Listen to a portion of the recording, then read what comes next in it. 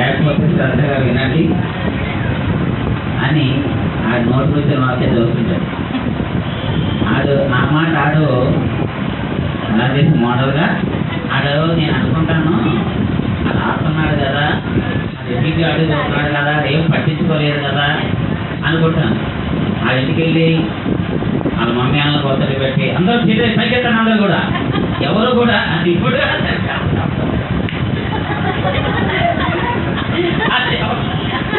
అది ఎప్పుడు చెబుతారండి, అది ఎవరు చెబుతారండి సీరియస్ పైకెత్తాను. అందరూ కూడా దూరం అందరూ అంటే ఆడేం చేస్తాడండి, సరే అది నేను అనుకుంటాను. ఆడిపైకి దృష్టి ఉండదు నాకు ఎప్పుడు కూడా.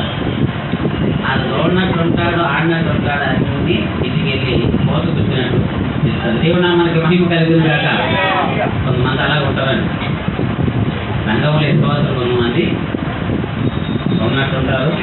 నేను అందరూ కూడా వాళ్ళ ఇంటికి వెళ్ళి వారి పిల్లలకి, వాళ్ళ భాగ్యస్వాములకి, వాళ్ళ బంధువులకి, మిత్రులకి అందరూ కూడా ఈ చెప్పిన సందేశం అంతా ఇంకొకళ్ళకి తీస్తూ ఉంటారు. దేవుడు మనకి మహిమ కలిగింది కాక. హల్లెలూయా, హల్లెలూయా. శ్రద్ధగా వినండి. 141వ కీర్తన 32 చదువుతానండి. యెహోవా, నేను నీకు మొరపెట్టుచున్నాను, నా యొద్దకు త్వరపడి రమ్ము. నేను మొరపెట్టగా నా మాటకు చెవియొగ్గుము. నా ప్రార్థన ధూపములను నేను చేతులెత్తుట సాయంకాలముల నైవేద్యములను నీ దృష్టికి అంగీకారములగునుగాక. యెహోవా, నా నోటికి కావలించుము, నా పెదవుల ద్వారమునకు కాపు పెట్టుము. పాపం చేయవారితో కూడా నేను దుర్నీతి కార్యములలో చొరబడకుండునట్లు నా మనసు దుష్కార్యమునకు తిరగనీయకము. వారి రుచిగల పదార్థములు నేను తినకయుందునుగాక. 7వ వచనం. 8వ వచనం. యెహోవా నా ప్రభువా, నా కన్నులు నీ తట్టు చూచుచున్నవి, నీ శరణు జొచ్చి ఉన్నాను, నా ప్రాణము దారబోయుగము. దేవుడి పరిశుద్ధ వాక్యము మనందరినీ కుల్లో దేవుడే దీవించి ఆశీర్వదించి ఫలింపజేయనట్లుగా చిన్న మాట ప్రార్థన చేసుకుని అందరం కూడా కళ్ళు మూసుకుందాం.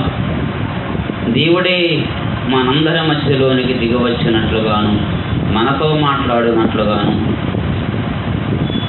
దేవుడి సన్నిధిలో వినమ్రులమై అంతరంగ పురుషుడు దేవుని ఎదుట సాష్టాంగ నమస్కరించి హృదయపూర్వకంగా దేవుణ్ణి వేడుకుందాం మనందరం. ప్రేమ కలిగిన మా గొప్ప పరిశుద్ధ పరమ తండ్రి, సకలాశ్రదములకు కారణవసుడా, నీ బంగారు పాదాలకు వందనాలు, స్తుతులు, స్తోత్రములు చెల్లిస్తున్నాను ప్రభువా. అయ్యా, ఇదిగో చదవబడిన వాక్యం ఇది వాక్యమై ఉన్న యేసయ్య, నాతోనూ అందరితోనూ మీరే మాట్లాడండి స్వామి. నీకు వందనాలు నాయన. నువ్వు మాట్లాడతావని ఎంతో ఆశతో నేను దేవా, మేమందరము ఆశతో నీ మందిరానికి వచ్చి ఉన్నాము స్వామి. ఒక్క మాట మాకు చాలు నాయన. మా బ్రతుకులే ఒక రమ్యముగా మార్చబడతాయి తండ్రి. నీ మాట సెలవివ్వండి. నీ దాసుడు ఎదుగో బ్రతికి ఉన్నాడని ప్రభువా సెలవిచ్చినట్లు నీ మాట సెలవివ్వండి తండ్రి. నీ ఒక్క మాట చొప్పునే సకల బ్రహ్మాండ కోటిని నిర్మించిన నిర్మాణకుడు కదా దేవా. నీ ఒక్క మాట చొప్పునే అయ్యా సమాధిలో ఉన్న లాజరును సజీవుడిగా బ్రతికించిన వాడు నీవే కదా తండ్రి. ఇదన మీరే నాతో అందరితో మీరే మాట్లాడండి. నీ శిలువ రక్త ప్రభావం చేత మమ్మల్ని అందరినీ దేవా ముట్టండి దేవా. మా శరీర ప్రాణాత్మన దేవా నాయనని వశపరుచుకొని అయ్యా ఇదిగో తండ్రి, మీరు నాతో అందరితో మీరే మాట్లాడండి. నీ దాసుడి యొక్క అపరాధములు, దోషములు, అజ్ఞాన శరీర జ్ఞాన కృత్యము, నేరములన్నీ మీ రక్త ధారల చేత కడిగి పరిశుద్ధపరిచి అగ్నిపుటములు నీ దాసుని వేసి నీ శిలువలో మరుగుపరుచుకొని నీ సెకన వేగములు నీ దాసును కప్పుకొని ఇప్పుడు మీరు నాతోన అందరితో మీరే మాట్లాడండి. నీ బలమైన వాక్కు పరలోకములోంచి పంపించి మీరే మహిమ పొందుకోమని యేసు ఉన్నత నామాన్ని బట్టి ప్రార్థన చేసి స్తుతించి అడిగినవన్నీ విశ్వాసముతో మేము పొందుకొని ఉన్నాం మా పరమ తండ్రి. ఆమేన్, ఆమేన్. ప్రభువునందు దేవునికి అత్యంత ప్రియమైన దేవుని సంగమ, చదవబడిన వాక్య భాగములో నుండి ఒక మాటను మనము ప్రస్పష్టముగా గ్రహిద్దాము, ధ్యానము చేద్దాం. మనము ప్రార్థన చేస్తూనే ఉంటాం. మనందరము దినానికి కొంతమంది 3 సార్లు ప్రార్థన చేస్తారు, కొంతమంది 7 సార్లు ప్రార్థన చేస్తారు, కొంతమంది దినమల్లా ప్రార్థన చేస్తారు. ఒక రకరకాలుగా ప్రార్థనలో కాలము గడుపుతూ ఉంటారు. ఒక పాస్టర్ గారు ఒక యవనస్తుని అడిగారట, బాబు ఆ రోజుకి ఎన్ని గంటలు చేస్తావు నాయన ప్రార్థన అంటే, పాస్టర్ గారు రోజుకి 3 సార్లు ప్రార్థన చేస్తాను పాస్టర్ గారు. అంటే ఎప్పుడెప్పుడు చేస్తావు బాబు అంటే, ఉదయము బ్రేక్ఫాస్ట్, మధ్యాహ్నమేమో లంచ్కి, సాయంత్రమేమో డిన్నర్కి, 3 పూటల ప్రార్థన మాత్రము చేస్తాను. అలా కొంతమంది కూడా ప్రార్థన చేయొచ్చు, అది నాకు తెలియదు. దావీదు 7 మార్లు అన్నాడు, దినమల్లా అన్నాడు, 3 సార్లు అన్నాడు. రకరకాలుగా ప్రార్థన పనులు ఉండొచ్చు. కానీ నువ్వు చేస్తున్న ప్రార్థన దేవుడు దృష్టిలో అంగీకారం అవ్వాలి. నువ్వు మొరపెడుతున్న మొర దేవుడికి ఇష్టమై ఉండాలి. చాలామంది ప్రార్థన చేస్తారు కానీ ప్రార్థన గంటల తరబడి ప్రార్థన చేస్తారు, అరగంటే ప్రార్థన చేస్తారు, లేకపోతే ఎన్నో మాటలు దేవుడు సన్నిధిలో పలుకుతారు. కానీ అన్ని మాటలు దేవుడి సన్నిధికి, కొంతమంది ప్రార్థన దేవుడికి ఇష్టం ఉంటుంది, కొంతమంది ప్రార్థన దేవుడికి ఇష్టం ఉంటుంది. ఎందుకు చేస్తాం? కారణమే దావీదు అన్నాడు, నీ దృష్టికి నా ప్రార్థన అంగీకారములగునుగాక అన్నాడు. అంటే ఎవరి దృష్టిలో? దేవుడు దృష్టికి మన ప్రార్థన అంగీకారం కావాలి. అంటే దేవుడు నువ్వు చేసే ప్రార్థన ఆయన ఇష్టపడాలి. ఒకే నా కుమారుడా, ఒకే నా కుమారుడు ఇష్టపడాలి. అలాగా ఇష్టపడాలంటే మనం ఏ ప్రార్థన చేయాలి? ఏ ప్రార్థన చేయాలి అంటే, చాలామంది ప్రార్థన చేస్తున్నారు. ఆ ప్రార్థన ఎలా చేస్తున్నారు అంటే, యాకోబు పత్రిక 4వ అధ్యాయములో చాలామంది ప్రార్థనలు ఏమండి వాళ్ళ భోగేశ్వర నిమిత్తమే ప్రార్థన చేస్తున్నారు. యాకోబు పత్రిక 4వ అధ్యాయములో 3వ వచనం చూడండి ఒకసారి.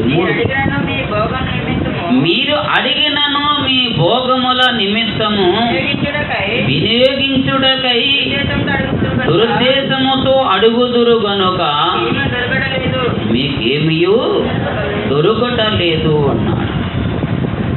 అడుగుతున్నారు చాలామంది, కానీ ఎలాగడుగుతున్నారు అంటే మీ భోగోచ్చర నిమిత్తమే, అంటే మీ సుఖాల నిమిత్తమే, మీ కష్టాల నిమిత్తమే, బాధల నిమిత్తమే, సమస్యల నిమిత్తమే. మా జీవితము బాగా ఉండాలని, మీ కొరకు మీ భోగోచ్చర నిమిత్తము మేము సుఖంగా ఉండాలని అడుగుతున్నారే తప్ప కానీ దేవుడికి ఇష్టమైంది మాత్రము ఎలాంటి అడిగిన 100 మాటలను బలికేవనుకో, అందులో 1 2 వస్తుంది. అయ్యో నల్లా నేను ఉదయం నుంచి ఇంతవరకు ప్రార్థనలో ఉన్నాను అలా. అంటే ఉదయం నుంచి ఇంతవరకు ఉన్నాను, ఇంతటికీ దేవుడు నీతో మాట్లాడాడు. ప్రార్థన గదిలో చూసేటప్పుడు ప్రార్థన గదిలో దేవుడు సన్నిధిని అనుభవించే అనుభవం ఉంటుంది. చాలామంది ప్రార్థన ఎలా చేస్తారంటే, ఉద్యోగస్తులకి ఒక లెక్క ఉంటుంది, వాళ్ళకి ఒక చెక్ ఉంటుంది. లెక్క ఉంటుంది, వాళ్ళకి ఒక చెక్ ఉంటుంది. ఏదో తెలుసా, నెలసరి ఆదాయం కాబట్టి రాస్తారు అమ్మగారు. నూనె డబ్బా ఒకటి, చింతపండు ఒకటి, కారం ఒకటి, ఉల్లిపాయలు ఒకటి, మొత్తం చెట్టంతా రాసినంత మేట పడుతుంది. ఇప్పుడు 2వ తారీఖున 3వ తారీఖు ఈ 2 2వ తారీఖు 3వ తారీఖు నా చెత్త ఎంత కాగితం పట్టుకొని ఎక్కడికి వెళ్తాడైనా? ఎక్కడికి వెళ్తాడు? కిరాణా షాప్కి. ఆ కిరాణా షాప్ చదువుతాడనమాట. నూనె ఇంత, డబ్బా ఇంత, ఇంత, పసుపు, కారం, ఉల్లిపాయలు మొత్తం చదువుతాడు. కొంతమంది దేవుడు సన్నిధికి దగ్గరికి వచ్చేటప్పుడు అటువంటి చిట్టాలు రాసుకొని వచ్చి చదువుతారు. చిట్టాలు రాసుకొని చదువుతారనమాట కొంతమంది.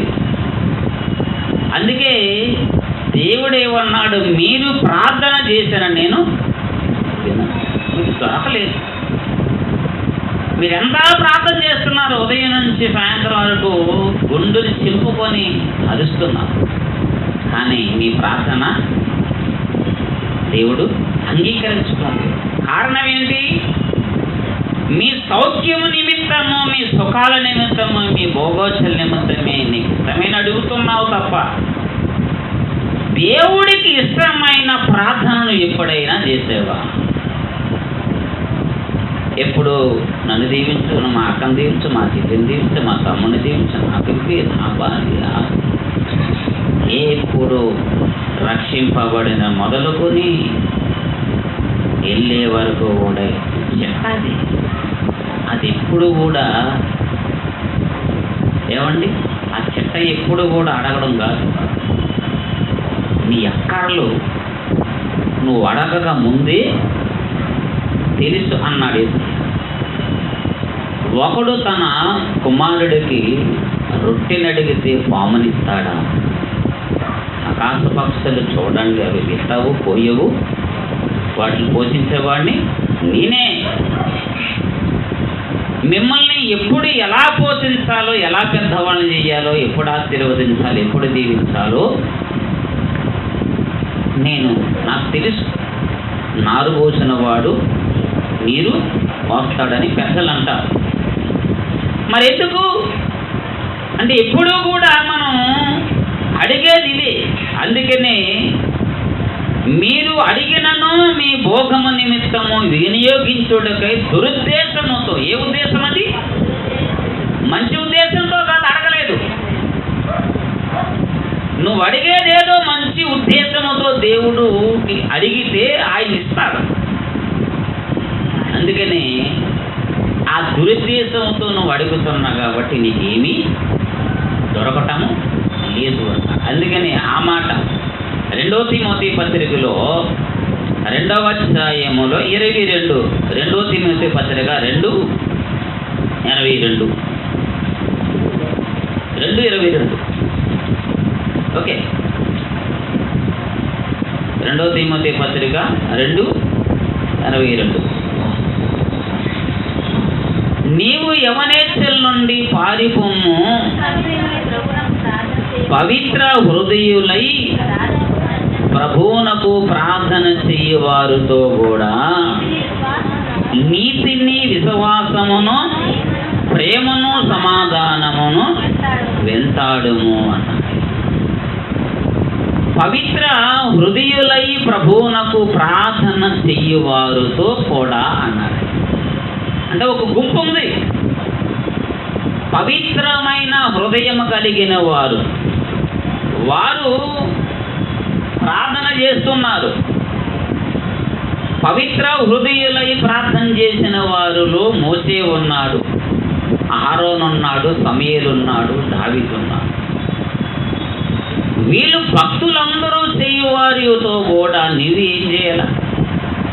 అందుకే పవిత్రమైన హృదయము అన్నాడు. అంటే చాలా హృదయాలు పరిశుద్ధము లేకుండా దేవుడిని అడుగుతూ ఉంటున్నారు.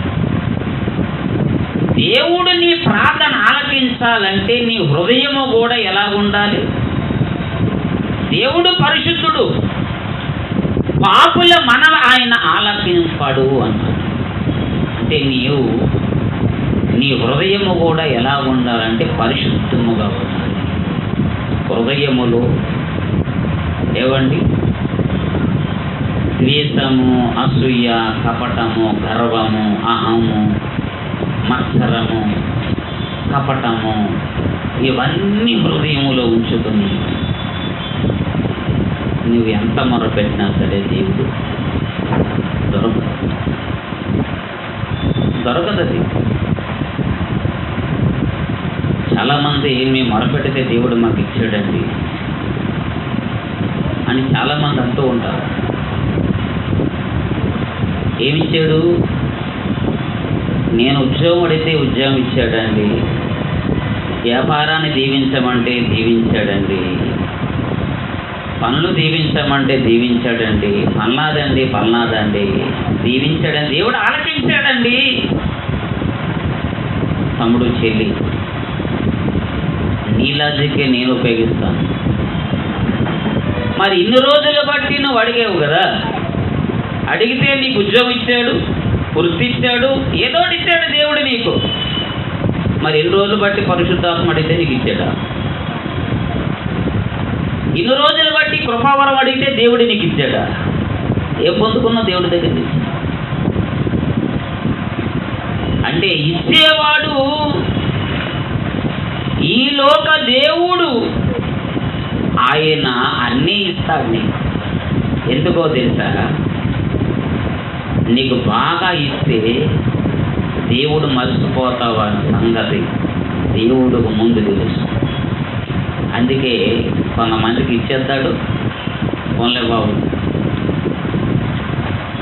కానీ దేవుణ్ణి అడిగేది ఏంటి అంటే పవిత్రమైన హృదయముతో దేవుణ్ణి, అంటే పవిత్రమైన హృదయము కలిగిన వారు ప్రార్థనతో కూడా అన్నాడంటే పరిశుద్ధమైన హృదయం కలిగి ప్రార్థన చేసే ఒక గుంపు ఉంది. ఆ గుంపు కలిగిన వారితోనూ మాత్రం ప్రార్థన చేస్తే పరలోకములో చెల్లుబాటు కలిగిన ఆ ఈవులు అడిగితే దేవుడు నీకు ఇస్తాడు. దేవుడి నామానికి మహిమ కలుగునుగాక. హల్లెలూయా. హృదయం నిండా సైతానుగాడు గూడు కట్టుకొని మనమందరం ప్రార్థన చేస్తే దేవుడు ఆలకించడా? నీ దృష్టికి నా ప్రార్థన ఇష్టమగునుగాక. నువ్వు చేసే ప్రార్థన ఇష్టమవ్వాలి దేవుడికి. నువ్వు చేసే ప్రార్థన దేవుడికి ఇష్టమవ్వాలి అంటే నువ్వు అడిగేది దురుద్దేశం హృదయములో ఒకటి, పెదవులతో ఒకటి. హృదయములో ఏమో ఒకటి ఉంది, పెదవులతో మాత్రము. అందుకని యేసయ్య అన్నాడు, ఈ ప్రజలు నన్ను పెదవులతోనే నన్ను ఏం చేస్తున్నారు? వీళ్ళు ఘనపరుస్తున్నారు, ఆరాధిస్తున్నారు, స్తుతిస్తున్నారు. కానీ వీళ్ళ హృదయం మాత్రం ఎలాగుంది? ఆమడంత దూరాన్ని ఉన్నది. ఎంత దూరము? తూర్పుకి పడమరికి ఎంత దూరమో అంత దూరం ఉంది వీళ్ళకి నాకును. హృదయములంతా దేవుడికి విరుద్ధమైన రాజ్యము గూడు కట్టుకుని, పెదవులేమో దేవుడిని మాత్రము. అందుకనే పౌలు తిమోతితో చెప్తున్నాడు, తిమోతి నా ఆత్మీయ కుమారుడా, నా నిజమైన కుమారుడా, పవిత్ర హృదయము కలిగిన వారితో ప్రార్థన కూడా నీవు వాళ్ళ నీతిని ఎలాగా, వాళ్ళ సమాధానం ఎలాగా, వాళ్ళ సత్యముని ఎలాగైతే వెంబడించారో అలాగనే పవిత్రమైన హృదయముతో నువ్వు ఉండి వెంబడించి అప్పుడు నువ్వు ప్రార్థన చేయి. నీ ప్రార్థన దేవుడి దృష్టికి అంగీకారం అవుతుంది. దేవుడు నామానికి మహిమ కలుగునుగాక. హల్లెలూయా. ఈ 1 తిమోతి పత్రికలో 1:28 ఒక మాట చూడండి. 1 తిమోతి పత్రిక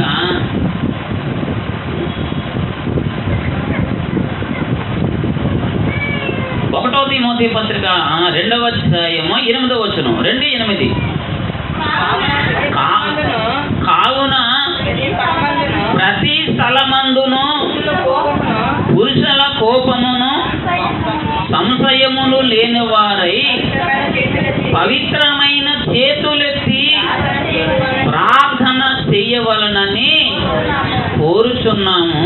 మరియు స్త్రీలను అనగవయ్యును స్వస్థబుద్ధియు గలవారయుండి తగుమాత్రపు వస్త్రములు చేతనే కానీ చాలండి. స్త్రీలకి చెప్పాడు, పురుషులకి చెప్పాడు.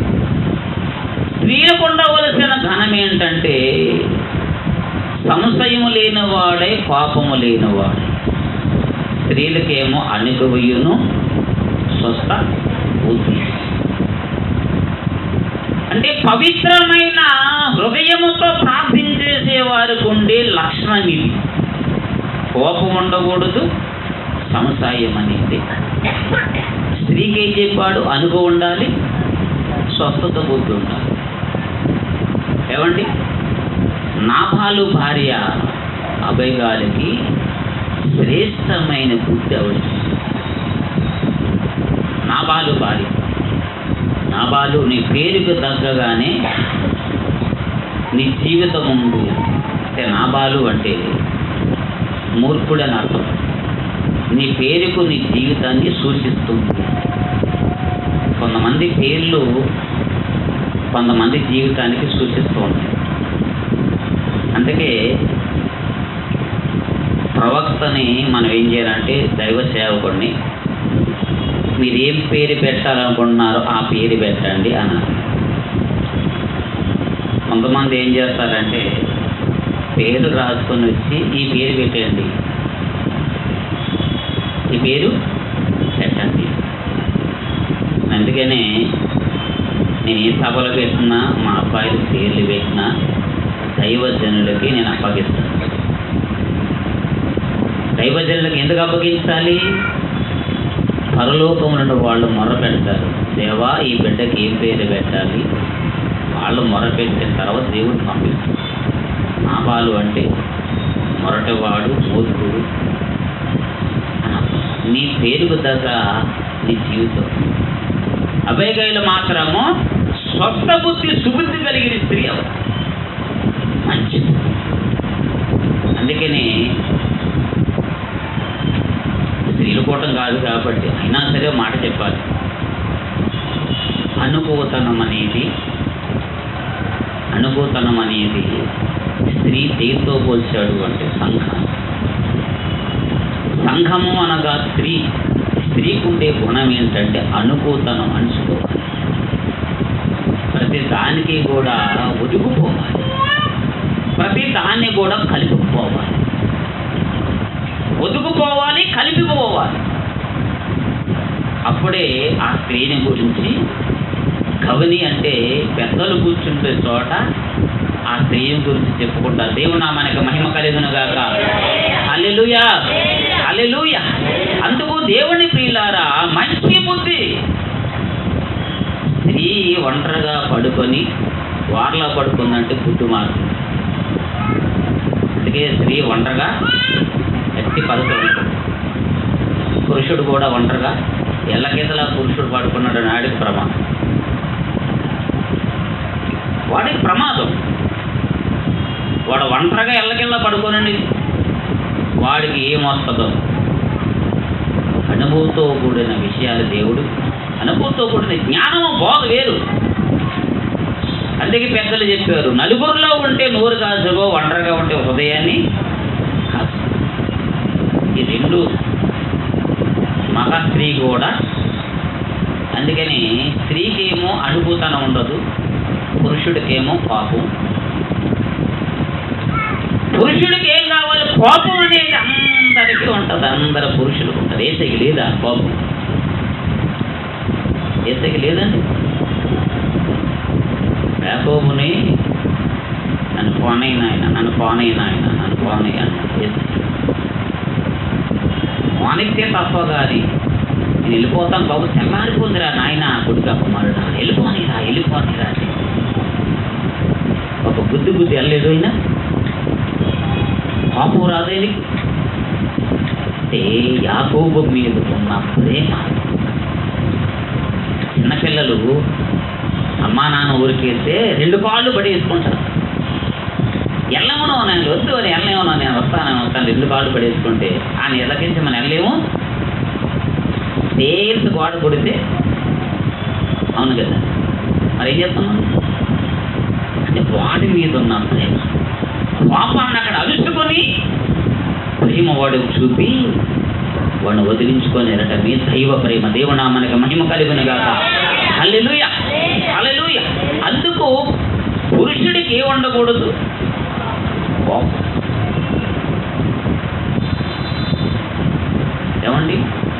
దానికే వేసం పాపముతో 6 సంవత్సరాలు జైలు చేశాడు.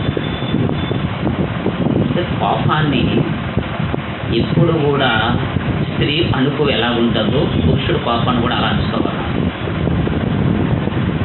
సైతాను వాడిని ఎన్నో అధికారులు ఇచ్చాడు లూసిఫర్కి దేవుడు. నిత్య చీకటి గురించి కొన్ని వందల వేల లక్షల కోట్లు బోధించాడు దేవుడు. ఆ బోధించాడు నీకు ఎలా తెలుసు పాస్టర్ గారు అని అడుగుతావు. అందుకే కిందన ఒకటి పెట్టాడు, ఆదాముకి అవ్వమ్మకి 100 సంవత్సరాలు బోధించాడు. ఇది ఆధారం తీసుకొని విశ్వలోకములో ఉన్న దుష్టుడు కూడా అలా బోధించాడు. చీకటి గురించి బోధిస్తే వాడు వెళ్ళి చీకటిని వెళ్ళి ఆహ్వానించుకున్న తర్వాత, కుమారుడా నువ్వు ఎక్కడి నుంచి వస్తున్నావు ఆయన చిరునవ్వుతో కోపాన్నంతా అణుచుకొని ఏం చేశాడు ఆయన? చిరునవ్వుతో, కుమారుడా ఎక్కడి నుంచి వచ్చావు నాయన అంటే ఎక్కడికి? అక్కడ బయలుదేరింది అబద్ధం అనేది. అందుకే వాడు అబద్ధాలకి చిన్నుకుడు. అక్కడ బయలుదేరింది ఎక్కడ కాదు అబద్ధం. ఆది నుండి వాడు స్వభావాన్ని బట్టి వాడు అబద్ధానికి చదువుడు. వాడు చూసి కూడా కోపాన్ని, దేవుడు కోపాన్ని ఏం చేశాడు? అణుచుకున్నాడు. పురుషుడు కూడా ఏం చేయాలంట? హృదయంలో పాపం ఉంటుంది, గర్వం ఉంటుంది, అహం ఉంటుంది. కానీ దాన్ని ఏం చేయాలి మనం? ఏమండి? రెండవదిగా సంశయం అంటే అనుమానం. సంశయం అంటే అందుకని ఇది రెండు. స్త్రీలో 2 లక్షణాలు, పురుషుల్లో 2 లక్షణాలు. ఈ 2 లక్షణాలు తీసుకున్న తర్వాత చేతులెత్తి ప్రార్థన ఇదేటండో ఈసారి విడ్డూరంగా ఉంది కదా. అసలు సంశయము, కోపము, స్వస్థత బుద్ధి, అనుగవయు ఈ 2 చెప్పిన తర్వాత మన చేతులు ఎందుకు అంటే చేతుల దగ్గర ఏదో కూడా ప్రాబ్లం ఉంది. చేతుల దగ్గర కూడా స్త్రీ చేతుల్లోనూ పురుషుల చేతుల్లో కూడా ఉన్నారు. ఎందుకు అంటే చేతులెత్తుట నైవేద్యమలేను అన్నాడు ఆయన. అంటే దేవుడికి ఇష్టమైన ఏమంది నైవేద్యం. నువ్వు చేతులు ఎత్తితే ఎలాగ ఉండాలి తెలుసా? నైవేద్యం లాగా ఉండాలి. అందుకని యెషయా అంటాడు 1:15లో, యెషయా గ్రంథములో చూడండి 1:15వ అధ్యాయములో, మీరు మీ చేతులు చాపినప్పుడు మిమ్మల్ని చూడగా ఏమంటున్నాడైనా? నా కన్నులు కప్పుకొందును. మీరు బహుగా ప్రార్థన చేసినను నేను వినను. మీ చేతులు రక్తముతో నిండి ఉన్నవి. రక్తముతో చాలండి. మీరు మీ చేతులు చాపినప్పుడు మిమ్మల్ని చూడగా నా కన్నులు. అంటే చేతుల్లో ఏమున్నది? ఏమండి? పని. చెయ్యంటే పని. వింటున్నారమ్మా? వింటున్నారా? మీరు చిన్నపిల్లలకే చూడగలరు, వాకింగ్కే. చేతులు అనగా పని. అంటే నువ్వు చేసే పని దేవుడి దృష్టికి ఇష్టమైంది ఉండాలి. దేవుడు నామానికి మహిమ కలుగును గాక. నువ్వే పని అంటే చెయ్యి. ఆ పనిలో దేవుడికి ఇష్టమైన పని.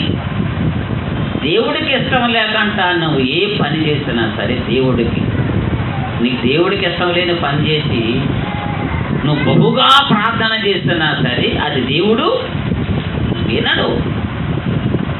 అందుకని చేతుల్లో ఏముంటుంది? చేతులకి చేసేది అంటే పని చెప్తుంది. బ్రెయిన్ పన్నా పని చేయి, మనసు చెప్తుంది, హృదయం చెప్తే పన్నా పని చేయి. ఈ పని ఈ చేతులు ఎక్కగానే దేవుడికి ఏం చేయకూడదు? కప్పుకోకూడదు. ఆ చేతులు చూడగానే చిన్నపిల్లల చేయి చూడగానే ఆ చేతులలా తీసి ముద్దు పెట్టుకుంటాం అరచేతుల్లో. చిన్నపిల్లల చెయ్యిలు ఇలా ముడిసిన తర్వాత ఆ చెయ్యిలు ఇలా చెప్పి ముద్దు పెట్టుకుంటాం, లేకపోతే ఇలాగా పెట్టుకుంటాం. ఎందుకు? చిన్నపిల్లల చెయ్యిలంటే అంత ఇష్టం. మన చెయ్యిలు దేవుడికి చూడగానే అంత ఇష్టపడాలి. అంటే మనం చేస్తున్న పనులు కూడా ఏమండి దేవుడికి అంత ఇష్టం ఉండాలి మీ చేతితో చేసే పని. అందుకనే దావీదు అంటాడు ఏమండి 2 సమూయేలు 22వ అధ్యాయములో 25వ వచనంలో ఒక మాట చూడండి. 2 సమూయేలు గ్రంథం 22వ అధ్యాయములో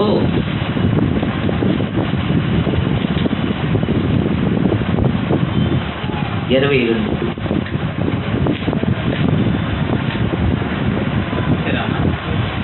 25 24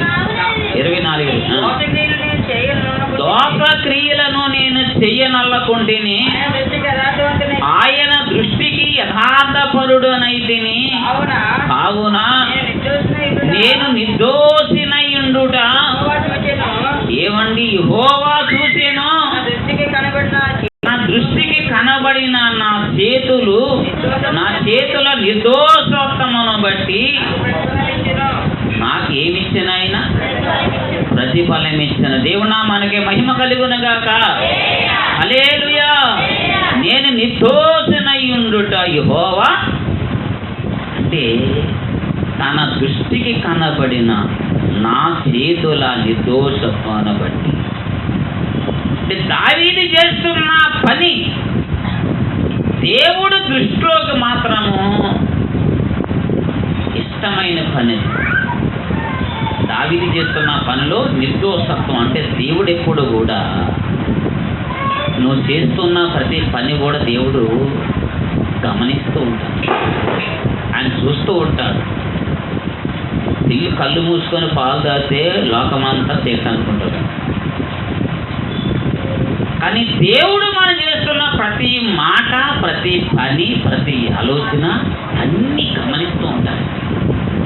ప్రతిదీ చూస్తా. నువ్వు దేవుడి సన్నిధిలోకి వచ్చి ఎలా కూర్చుంటున్నావా, ఎలా వింటున్నావా, ఈ ఉద్దేశంతో వింటున్నావా, వినయముతో వింటున్నావా, విధీతతో వింటున్నావా, అన్నీ గమనిస్తాడు ఆయన. ఏది గమనించకుండా ఉండడు. పాట పాడుకుంటాం. ఏ పాట? నన్ను గమనించి నా స్థితిని, ఏ పాట అది? ఎన్ని తలసినా ఏది అడిగినా జరిగేది నీ చిత్తమే ప్రభువా, జరిగేది నీ చిత్తమే. ఎన్ని తలసినా ఏది అడిగినా పాట పాడుకుంటాం. నీ చిత్తమే ప్రభువా, జరిగేది నీ చిత్తమే. నా స్థితి గమనించి నన్ను యముని కొరకై బదిలపరిచితి. నా స్థితి గమనించి నన్ను ప్రేమించి నీ కొరకై బదిలపరిచితి. నా ప్రేమ జీవితం పాడిపోయిన నా ప్రేమ జీవితం వెలిగించుము నీ ప్రేమతో, వెలిగించుము నీ ప్రేమతో. హల్లెలూయా. నా స్థితి గమనించి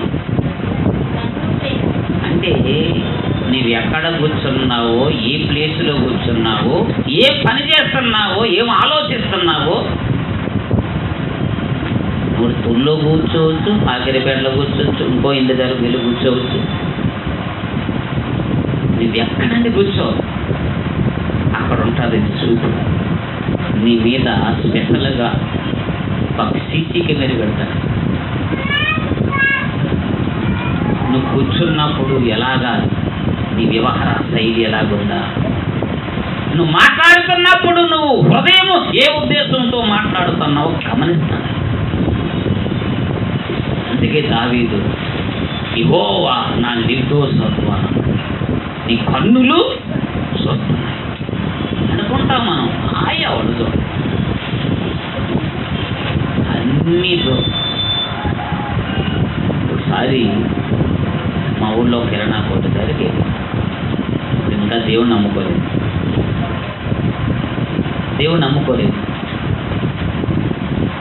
మా ఊరు కిరాణా షాప్ యజమానుడు, నేను ఎదురు క్లాస్మేట్. నేను 10 రూపాయలు ఇచ్చిన తర్వాత 10 రూపాయల బేరం కొనుక్కుంటే మళ్ళీ వాడు నాకు ఏం చేశాడంటే 90 రూపాయలు తిరిగి ఇచ్చాను. ఎంత ఇచ్చాడండి? 90 రూపాయలు తిరిగి ఇచ్చాడు. ఈ డబ్బు ఇలా పట్టుకోగానే గుడ్డి ఇంకా దేవుడు నమ్ముకోలేదు. గుండెంత ఎలగొట్టుకుంటుంది పట్టుకోగానే. అప్పుడు అన్నాను, ఒరే చిన్నబాబు, నేను 10 రూపాయలు ఇచ్చాను రా బాబు, నాకు వద్దురా నాయన. అంటే మనోవేదం అనేది నాకు చెప్పిన మనస్సాక్షి, ఒరే నువ్వు చేసి తప్పే కదరా ఇస్తే. అప్పుడు చేతులు ఏం చేస్తాడు? ఆ 90 రూపాయలు తీసుకొని నేను పెద్ద పాట కట్టేది లేదు, పాడైపోయింది. ఇది ఎవరు చూస్తున్నారు? దేవుడు. ఏమండి? కాబట్టి దేవుడు ప్రతి స్థలములో కూడా గమనిస్తాడు. యెరూషలేముకి వెళ్ళాడు, దేవాలయంలోకి వెళ్ళి పార చూసి అన్నాడు, అంటే స్వచ్ఛంగా చూసి గమనించాడు. యెరూషలేమునంతా గమనించాడు, చూసి బయటికి వెళ్ళాడు, కొరడా తీసుకున్నాడు. ఎందుకు? దేవాలయములో జరగకూడని కార్యములు, దుష్కార్యములు జరుగుతున్నాయి కాబట్టి. అప్పటి వరకు శాంతమూర్తి అయిన దేవుడు కోపావేశుడై రౌద్రుడై కొరడా. అంటే దేవుడు దేని చూసి రౌద్రుడవుతాడు? దుష్కార్యం. అందుకే 41 చూడండి, 5వ వచనంలో కానీ అనుకుంటాడు. 5వ వచనం కాదు, ఒక మాట చూడండి. 141 కీర్తనలో ఏమండి? 5వ వచనం, నీతిమంతులను కొట్టుట నాకు ఉపకారము, నేనొట్టి అభిషేకమును తోసివేయకుందును గాక, వారి దుష్క్రియలను చూసి. ఇంకా 4వ వచనంలో పాపము చేయవారితో కూడా నేను దుర్నీతి కార్యములలో చొరబడకుండునట్లు నా మనస్సు దుష్కార్యమునకు. నా మనసు దేని వైపు తిరగకూడదు? నువ్వు చేస్తున్న ఏ కార్యమైనా సరే దుష్కార్యం తిరగనీకు నాయన. దుష్కార్యాల వైపు నా మనసు తిరగనీకు నాయన. నా నోటికి కాపు పెట్టి తండ్రి, నా పెదవుల కాయిన ఆయన, నా చేతులు ప్రభువా పరిశుద్ధంగా ఉండా. నిన్ను రోజుకు ప్రార్థన చేసి అనుకో. నీవు ఎంత ప్రార్థన చేస్తే అంతగా దుష్టుడు ఏం చేస్తాడంటే చేయకూడని దుష్కార్యాలు నీ చేత ఏం చేస్తాడు? నా నోరు కాయనంటే ఇంకా వస్తూ ఉంది. అందుకే దుష్కార్యముల వైపు నా మనసు తిరగనివ్వండి అనే మాట నువ్వు చెయ్యాలంటే దానికి నువ్వు ప్రయత్నం చేయాలి. ఏం చేయాలి? ప్రయత్నం చెయ్యకపోతే దేవుడు ఎప్పుడు నీకు తోడు ఉండడు.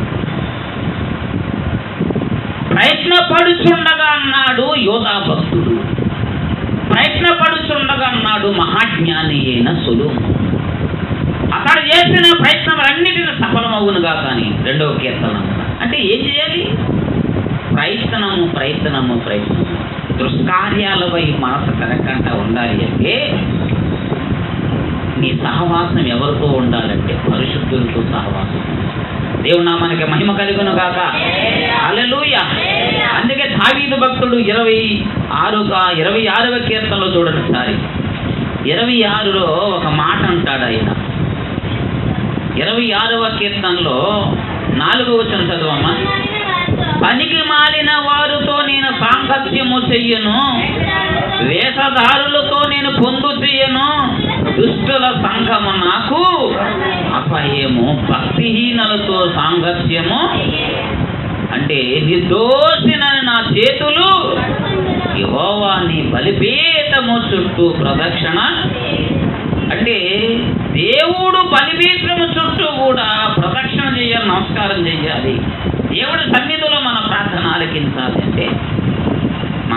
ప్రవర్తన బట్టి ఉంటుంది, మన మాటలను బట్టి ఉంటుంది, మన చూపుని బట్టి ఉంటుంది, మన హృదయాన్ని బట్టి ఉంటుంది, మనం చేస్తున్న పనుల బట్టే నీ ప్రార్థన దేవుడు అంగీకరిస్తాడు. నీ ప్రార్థన అంగీకరించాలి దేవుడు. నైవేద్యం వల్ల దృష్టికి అంగీకారం కావాలి. చాలామంది పెదవులు కాల్చుకోవాలి. ఎక్కడ కాల్చుకోవాలి? ఎవరికి నలుగురిలో ఉన్నప్పుడు మోసే ఇశ్రాయేలును బట్టి కాని మాట వచ్చేసి, ఒక్క కాని మాటకి మోషే నేను కానాను దేశంలో ప్రవేశపడ్డా కానీ కాని మాట ఆడావు కాబట్టి కొండ మీద చూడు కానాను దేశం అడిగి పెట్టొద్దు అన్నాడు.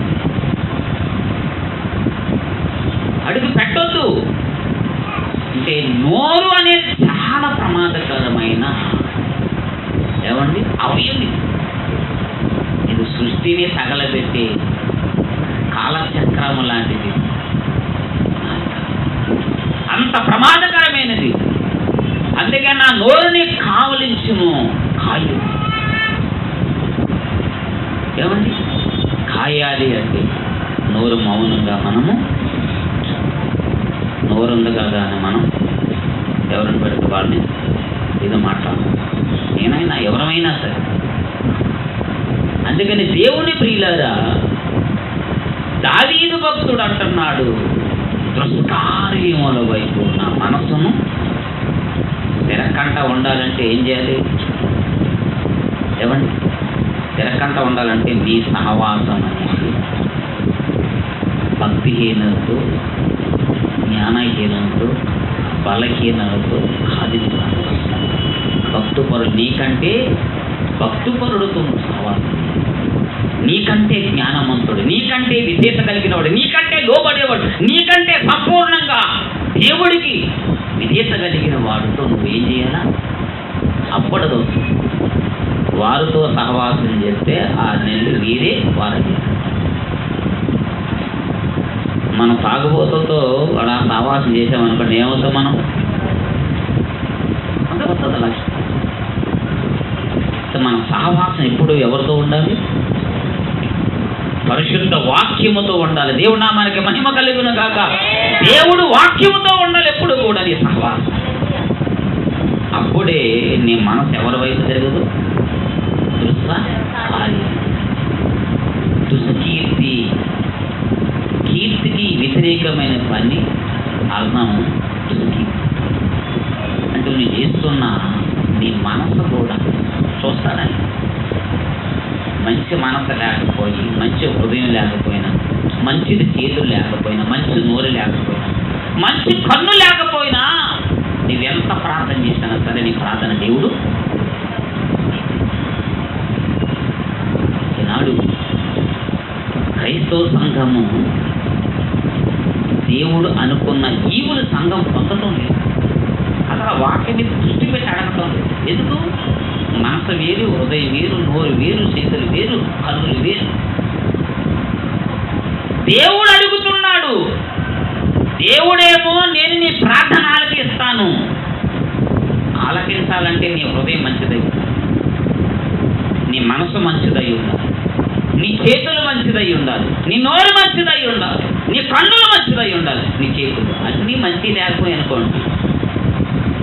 హృదయం మంచిది కాకుండా, మనసు మంచిది కాకుండా, పెదవులు మంచిది కాకుండా, చూపు మంచిది కాకుండా నువ్వు ఎంత ప్రార్థన చేసినా దేవుడు అంగీకరించాలి.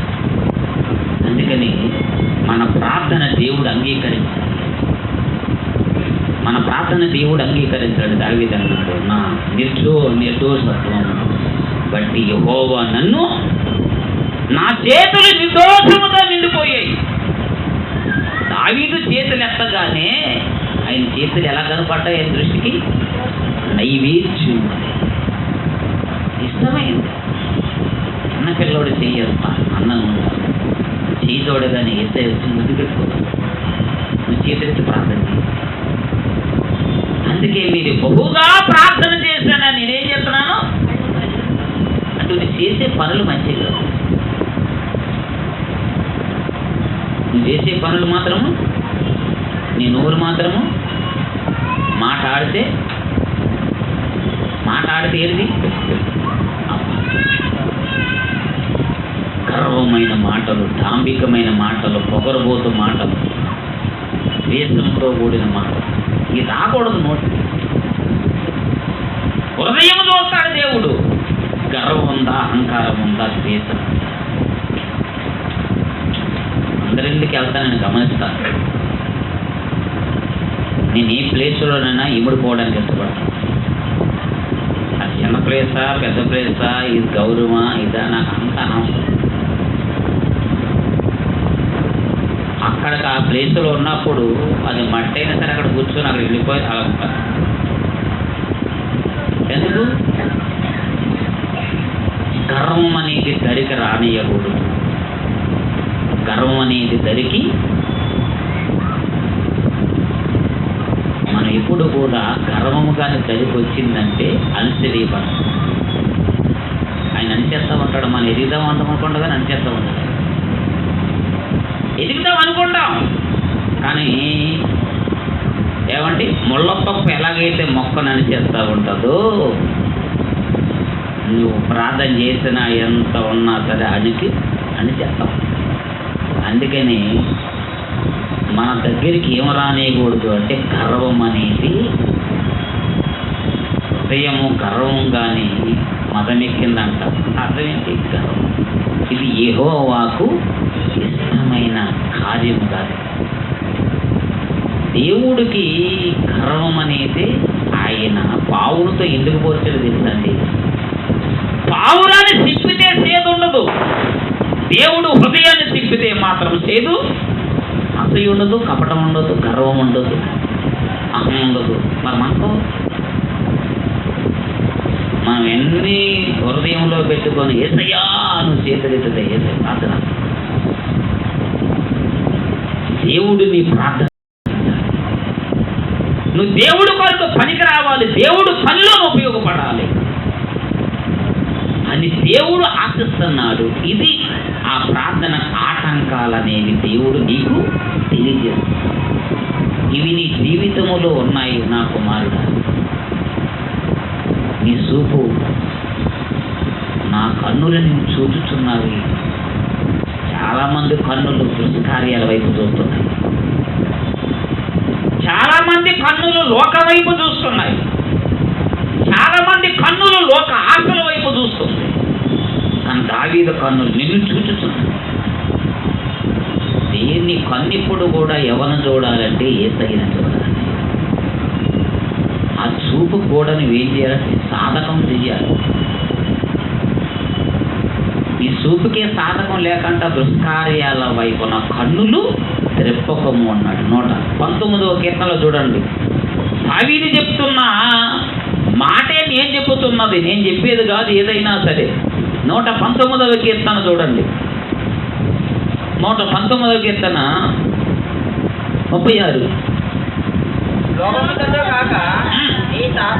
లోకము తట్టుగాక నీ శాసనములు తట్టు నా హృదయమును వ్యర్థమైన వాటిని చూడకుండా నా కన్నులు తిప్పివేయి. నీ మార్గములో నడుచుటకు నన్ను, అంటే నువ్వు బ్రతకుండాలి దేవుడి దృష్టిలో అంటే నీ కన్నును బట్టే, నీకు నీ హృదయాన్ని బట్టే ఉన్నది. చాలామంది లోక మట్టి శరీరంతో బతుకుతుంది కానీ దేవుడు దృష్టిలో మాత్రం ఇవి బతుకున్న శవాలు. ఏ శవాలు ఇవి? దేవుడు అనుకున్న విధముగా బ్రతకలేదు అంటే నువ్వు ఎక్కడో చచ్చిపడిపోయిన అవయవాలు. దేవుడికి ఇష్టమైన నోరు అనుకోండి, ఆ నోరు ఎప్పుడు కూడా దేని గురించి చెప్తూ ఉంటుంది? దేవుడి గురించి. నీ నోరు బతుకున్నది అనుకోండి, బతుకున్న నోరు ఎవరి కొరకు చెప్తుంది? బతుకున్న యేసయ్య కొరకే నీ నోరు. మరి ఎంతమంది చెప్పింది నీ నోరు ఈ వారంలో? అందరి గురించి చెప్తాం. అంటే యేసయ్య దృష్టిలో నీ నోరు మోగపోయిందన్నమాట. యేసయ్య గురించి చెప్పలేకపోతున్నావు. యేసయ్య గురించి చెప్పలేక నీకు సిగ్గేస్తుంది. వెళ్ళడానికి కాళ్ళు రాలేదు, చేతులు రాలేదు, నోరు రాలేదు. కారణం ఏంటి? కన్ను చూడలేదు. ఏం చూడలేదు? కన్ను చూడలేదు. కన్ను చూడలేదు కాబట్టి నీ నోరు మాత్రం చెప్పడానికి. ఇంట్లో కూర్చొని పురాణాలు చెప్పమంటే పంది అంట, పురాణం చెప్తాను ఆలకించను అంట. ఇంట్లో కూర్చొని మన పురాణాలు చెప్పడం కాదు, ఎక్కడ చెప్పాలి? ఇది బయటికి వెళ్ళాలి. మన నోరు అప్పుడు పనిచేస్తుంది. చాలామంది నాలాంటి వాడు ఈత కూడా అన్నాడంట, మా ఊళ్ళో పెద్ద చెరువు ఉంది, ఆ చెరువులో రోజుకి నేను ఈతేస్తాను, నేను మంచి గజ్జీతగాడు అన్నాడు. ఒక రోజు వేరే ఊరు వెళ్ళిన తర్వాత చిన్న కాలం పట్టి వచ్చింది. ఆ కాలం దూకరా నాయన, అవతగలుగుతాం బాధ అంటే ఆ కాలంలో దిగిన తర్వాత బాబాయ్ బాబాయ్ చెరువు, మరి ఊళ్ళోనా పెద్ద చెరువు ఉంది, అది పేక కూడా మొలకలి చెరువు. నీవు ఎతగోడవు ఎతగా కానవు, ఎక్కడికి ఎంత తిరుగుతుంది నీ బండారం? ఊరు బయటకు వెళ్ళి ఎరగని ప్రదేశములో ఏదవడం నువ్వు తెలిస్తే అప్పుడు నువ్వు గజ్జెతగాడు. దేవుడు మనకే మహిమ కలుగును కాక. నువ్వు దేవుడి పనివాడవని ఎప్పుడు తెలుస్తుందంటే ఊరు బయటకు వెళ్ళి తెలియాలి. అప్పుడు దేవుడు పనివాడు కాబట్టి దావీదు 141 కీర్తనలో యెహోవా నేను శరణు జొచ్చి నా ప్రార్థన ఆలకించయ్యా, నీ దృష్టిలో అంగీకారం కావాలి అంటే ఇదిగో నా జీవితంలో ఉండవలసిన హృదయము పవిత్రమైన హృదయంగా నా హృదయం తయారు చేయి. ఇంతవరకు నా హృదయం ఏలేదు, పరిశుద్ధమైన హృదయం. హృదయములో ఏమండి అన్ని గూడు చీకట లక్షణాలన్నీ గూడు కట్టుకుంటే ఏమవుతుంది? చేతిల్లండా నువ్వు చేసే ప్రతి పని కూడా ఫ్రాడ్. నీ కన్నంతా కూడా వ్యర్థమైన వాడు చూస్తే ఎల్లప్పుడు కూడా ఉంటుంది. నీ నోరేమో దేవుడి గురించి పలకటం లేదు. అందుకు ఇవన్నీ కూడా నీ ప్రార్థనకి నువ్వు చేస్తున్నావు కానీ నాకు ఇష్టం లేదు నా కుమార్తె, నాకు ఇష్టం లేదు నా కుమారుడు. నీలో కోపం సావలేదు, నీలో సంశయాలు పోలేదు, నీకు అడుగు లేదు, శ్రేష్టమైన బుద్ధి లేదు. ఈ ఉంటే మన ప్రార్థన ఆర్పిస్తారు. ప్రతి చిన్న విషయానికి కోపడు. కోపం ఎప్పుడు వచ్చేదంటే దేవుడు కార్యాలు నష్టపరిచినప్పుడే రావాలి. దేవుడు మనకు మహిమ కలుగును గాక. హల్లెలూయా. అప్పటి వరకు కూడా కోపం మనకి దేవుడి కార్యాలను అర్పించింది. పాపం ఉన్నది కానీ ప్రదర్శించకూడదు. ఎక్కడ ఉంచుకోవాలి. భార్య దగ్గర కానీ, పిల్లల దగ్గర కానీ, బంధువుల దగ్గర కానీ, నీ రక్త సంబంధుల వద్ద కానీ, యేసు రక్తంలో కడగబడిన వారు ఎవరి దగ్గర కూడా. క్రీస్తు పూర్వములో ఒకప్పుడు కోపంతో ఉండే ఈ సహోదరుడు ఈ సహోదరి క్రీస్తు శకంలోకి వచ్చిన తర్వాత క్రీస్తు నమ్మం తర్వాత ఎంత కోపం ఏమైపోయింది? అయ్యగారిని నోబులని అడిగాడండి, అయ్యగారి మీ కోపం చూడాలంటే తమ్ముడు నువ్వు బతకలేవా? నా కోపాన్ని చూస్తే నువ్వు అర్థమైందా? ఎందుకు ఎప్పుడైనా కోపం చూపించి నా మీద అంటే మన పొందుతామా? దేవుడి కోపము అనేది మందిరము సేవ పాడైనప్పుడు రౌద్రుడు. అప్పటి వరకు నీ కోపాన్ని నువ్వేం చేయాలా? అనుసుకొని ఎంత అన్నా సరే తమ్ముడికి చెల్లికి అసలు కోపం అనేది లేదు. ఎప్పుడు చచ్చిపోయింది చెల్లి, ఎప్పుడు చచ్చిపోయి తమ్ముడు అనే ఒక మంచి సాక్ష్యం నీ జీవితంలోకి వచ్చిన తర్వాత అప్పుడు నీ ప్రార్థన దేవుడి దృష్టిలో ఇష్టమైన దేవుడు మనకి మహిమ కలిగిన గాక. హల్లెలూయా. అందుకు దేవుడి ప్రియులారా, మనము చేస్తున్న ప్రార్థన దేవుడిని అంగీకరించడానికి ఈ దినాన దేవుడు నీకు ఒక ఆప్షన్ ఇస్తున్నాడు. యేసు రక్తము దగ్గరికి నువ్వు రావాలి. ఎక్కడ రావాలి? యేసు రక్తము దగ్గరికి నువ్వు రావాలి. యేసు రక్తమే ప్రతి పాపాన్ని కడిగేది. యేసు రక్తమే ప్రతి రుగ్మతను తొలగింది. యేసు రక్తమే ప్రతి రోగాన్ని శుద్ధి చేసి. అందుకనే ఆ రక్తములో జీవం ఉంది. ఆ ఆ రక్తము మనుషులు వెలిగించేది, ఆ రక్తమును మనుషులు మార్చేది రక్తం. ఆ రక్తాన్ని ఎప్పుడైతే నువ్వు ఆశ్రయిస్తావో, నువ్వు హృదయ దారబంధాల మీద నీ రక్తాన్ని పూసి, నీ కన్నుల మీద, నీ రెప్పిన మీద, నీ చేతుల మీద, నీ హృదయం మీద, నీ మనసు మీద, ఎప్పుడైతే నీ నోరు మీద ఎప్పుడు రక్తాన్ని దేవాన్ని ప్రోక్షించుకుంటావో, రక్తాన్ని ఆశ్రయిస్తావు. యేసు నన్ను బాగుగా కడుగునాయన, నా నోరు కడుగుతండి, నా కన్నులు కడుగునాయన, నా హృదయాన్ని కడుగు, నా మనసు కడుగుతండి, నా చేతులు కడుగునాయనని ఎప్పుడైతే యేసయ్యను ఆశ్రయిస్తావో, అప్పుడు యేసయ్య నీ దగ్గరికి వచ్చి నీకు ప్రత్యక్షం అవుతాడు. దేవుడు నామానికి మహిమ కలుగునుగాక. హల్లెలూయా. రాత్రి నేను పడుకున్నాను, నన్ను ప్రార్థన చేసి పడుకుంటే రాత్రి దుష్టుడు నా ముక్కులో దూది దూసి ఊపిరాని, అది భౌతికంగా లేచి చూస్తే ఊపిరి రాలేదు. భౌతికంగా లేచి చూస్తే నాకేమనలేదు. అంటే నన్ను చంపాలని వాడు. ఎందుకు అంటే దేవుడి కార్యాలకు ఇంకా కొత్త ఆలోచన దేవుడు ఇస్తున్నాడు. ఈ పరిచయం ఇంకా ఎలా ముందు తీసుకెళ్ళాలి, ఈ దర్శనాన్ని ఇంకా ఎలా తీసుకెళ్ళాలి, ఆ ఆలోచనే కానీ సఫలమైంది అనుకోండి, దుష్ట రాజ్యం ఏమవుతుంది?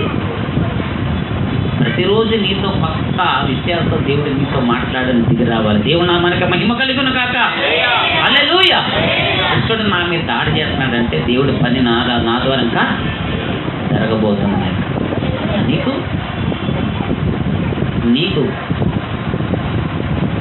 అంటే నీ ద్వారా నా ద్వారా దేవుడు పని, మనందరి ద్వారా దేవుడు పని జరగాలి. అందుకొరకు మనము ఈ దినాన దేవుడు నాకు ప్రార్థన చేసి ఇచ్చలే మాట, నా కుమారుగా నువ్వు నడిపే సంఘానికి నీ ప్రార్థన, సంఘం ప్రార్థన నాకు ఇష్టం కాలేదు. నీ సంఘ ప్రార్థన నాకు ఇష్టం కావాలి అంటే ఇందులో ఈ లక్షణాలు ఉన్నాయి. అది నువ్వు తెలియజేయి. వాళ్ళు ఒప్పుకుంటే వాడి జీవితాన్ని ఇష్టమైన వ్యక్తులుగా నేను మార్చుకుంటా. వాళ్ళ ప్రార్థన అనుభూతి నాకు ఇష్టంగా తయారవుతుంది. దేవుడు నామానికి మహిమ కలుగును కాక. వాళ్ళ ప్రార్థన ద్వారా నేను చేయవలసిన ఎన్నో కార్యాలు ఉన్నాయి. అందుకు వీళ్ళకి తెలియజేయి. దేవుడి బిడ్డ, నీవు నేను దినాన్ని ఏసు రాదు. మనం చేతులు ఎత్తినప్పుడు మన ప్రార్థన. చాలామంది అనుకుంటారు రక్షణ పొందుకుంటే దేవుడు మన ప్రార్థన.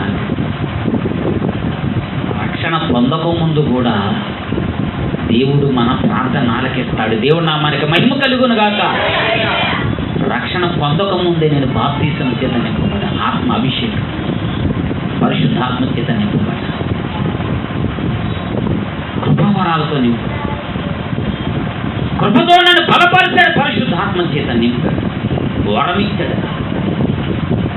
చాలామంది బాప్తీసం పొందుతారు, ఇంకా ఆత్మను పొందరు. కానీ బాప్తీసం పొందక ముందు కూడా ఆత్మ చేత ఎప్పుడైతే నింపబడతామో, పౌలు బాప్తీసం పొందక ముందే పౌలు పరిశుద్ధాత్మ చేత. నీవు ఒక భక్తుడుగా, భక్తురాలుగా చేయాలి. నేను వాడుకోబోతున్నాడు భవిష్యత్తు. తమ్ముడు, చెల్లి, అమ్మ, ప్రతి ఒక్కరిని ఒక అగ్ని కణము వలె వాడుకో. నువ్వు దేవుడి దగ్గర నీ బలహీనతను అనుకుంటున్నావు. దేవుడి దగ్గర చెప్పు. నేను నైట్ చెప్పాడు ప్రభు, అంటే నీకున్న బలహీనతను ఒక కొండ ఉంది, ఆ కొండను తొలగించుకుంటే నువ్వు దేవుడి పనికి ఉపయోగపడే పాత్రగా తయారవుతావు. దేవుడు నామానికి మహిమ కలిగిన కాక. అందుకని మనందరం కూడా యేసయ్యను ఆశిస్తాం. ప్రతి ఒక్కరం కూడా కళ్ళు మూసుకుంటాం, ప్రార్థన చేసుకుంటాం. మనందరం కూడా దేవుడి మాట దీవించిన కాక.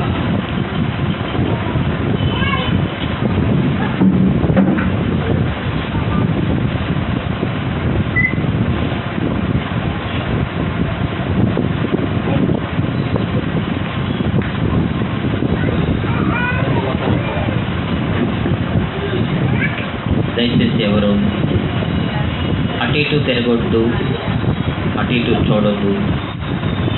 ఇది ప్రాముఖ్యమైన ఘటం. ఇది ప్రాముఖ్యమైన మజిలీకి వచ్చే మనం అందరం.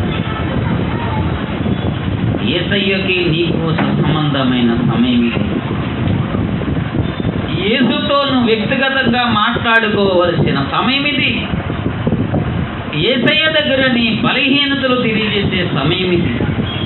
అందుకు దేవుని బిడ్డ